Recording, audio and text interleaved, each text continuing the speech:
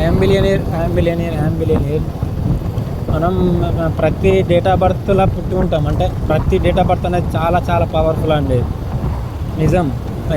1 తారీఖు నుంచి 9 తారీఖు అంటే 9 సిరీస్ అన్నట్టు.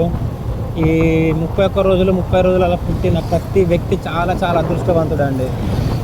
కానీ అతనికి పెట్టే పేరు వల్ల, నిక్ నేమ్ వల్ల, మరియు కొంచెం మొబైల్ నెంబరు దానివల్ల చాలామందికి ఎఫెక్ట్ అవుతుంది అండి, నిజం. నేమ్ వల్ల చాలా ఎఫెక్ట్ అవుతుంది.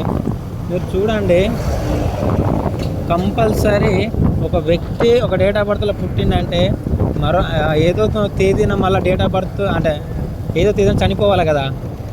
అందులో కంపల్సరీ యాంటీ ఉన్న నెంబర్సే ఉంటాయండి, 100%. పుట్టినామంటే గుడ్ నెంబరు, చనిపోయినామంటే బ్యాడ్ నెంబర్ అన్నట్టే కదా బయటకు. అందులో మోస్ట్ ప్రతి ఎక్కువ చనిపోయే వ్యక్తులకు 4, 8, 7 అండి సిరీస్ అన్నట్టు.